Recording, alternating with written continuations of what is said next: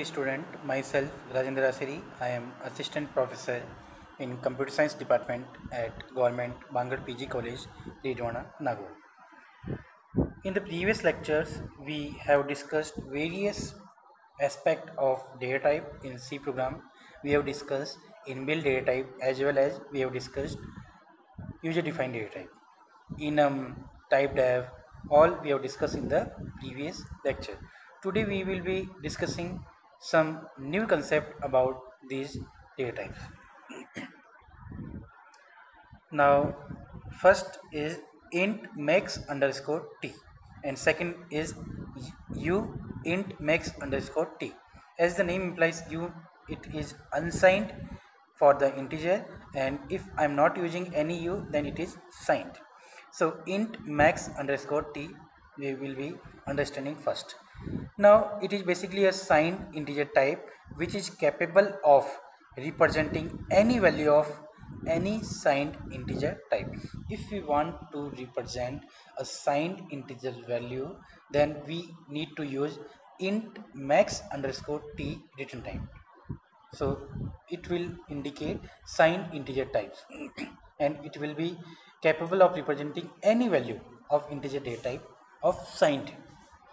Now it is a type def which represents signed integer type with largest possible range. If you want an integer with the widest range possible on a platform on which it is being used. Now next one is u int max underscore t. As the name implies, it is unsigned. So unsigned integer types are capable of representing any value of any unsigned integer type. I'm just putting stress on unsigned. It means unsigned means by default all integer in this category will be taken as positive. No sign means positive. Sign means it can be positive as well as negative. Now some points. It is a type def which represents the unsigned integer type with largest possible range. If you want an integer with the widest range possible on the platform on which it is being used. Now one sample output is a screenshot of sample output is displayed here. Two lines of output is displayed here. First line is says that the largest unsigned, first is for unsigned and second is for the signed. So the largest unsigned integer value is in the form of decimal or hexadecimal. No, it is not decimal because in decimal 0 to 9, but in hexadecimal we are using 0 to 9 and A to F. So it is hexadecimal representation of unsigned integer. Largest possible unsigned integer value is 0 0 0 0 and then F F F F, many time F we have to write down. Number of time F we have to write down. So the size may vary in different computer architecture. Now next output line is the largest signed integer value is 0 0 0 0 7 and then again F F F F F so on. Unfortunately, this is not supported by MSVC++. MSVC++ is a version of C++ compiler in 2012. In that, it is not supported. Now, next, int types.h is header file and stdint.h is also an header file. C99 standard says that int types.h include stdint.h. So there is no need to include stdint.h. If I will put some stress again on this point is that int types.h versus stdint.h. So what is the basic relationship between these two? Int types.h include automatically stdint.h. So there is no need to include stdint.h separately. Means all the stdint.h inbuilt function are already included in int types.h. So in a standard environment we can use directly int types.h. Now some implementation have int types.h but not stdint. For that we need to require stdint.h separately. Now in VC++ users may want to use MS int types also. Now next we will be comparing the size of various different data types. Now actual size of integer type varies by implementation. In the previous lecture also I said that it depends upon the implementation of the system or our computer architecture. Means in some system platform it integer size may be 2 byte, in some it may be 4 byte, in some system it can be 8 byte also. So actual size of integer types varies by the implementation, like in Windows different, Linux, BSD, etc.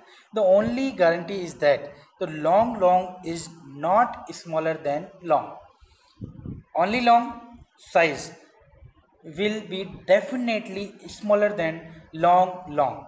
So we can say it is definitely, we can say that long is not smaller than long, which is not smaller than int, and which is not smaller than the short. So the smallest in this category, smallest data type is short, larger than that is int, then long will be larger than that, and highest will be in this long.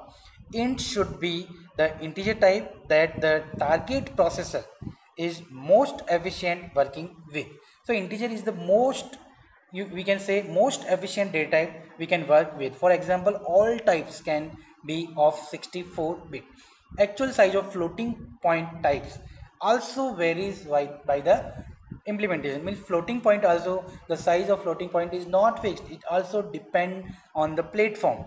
The only guarantee is that the long double is not smaller than double, which is not smaller than the float. So the smallest is float, then larger is double, and then long double. The 32-bit and 64-bit IEEE 754 floating point format should be used. Means in all these we are using a standard floating point format. The name is IEEE 754 floating point representation. Now in C we use Boolean data type also. The Boolean data type is having only two categories, true and false, on or off, yes or no, 1 or 0. Only two possible values are there in case of Boolean. So the Boolean true or false type is, the data type name is underscore bool. It will say that is underscore bool value is true or false. It is generally used in conditional statement, in looping also, where whenever we want to check a condition, then condition may be various sequences, it can be true or it can be false, different classification may be there. So for that Boolean data type is very useful, and generally Boolean data type under header file stdbool.h, standard bool dot, the std bool.h type also define a few useful identifier as macro. Bool is defined as underscore bool, true as 1 and false as 0. So true and false are the macro name. We can write down in capital letter also. Hash define, suppose I am writing hash define capital true, after that I have to write down 1. So 1 is the value, macro value corresponding to the macro name true.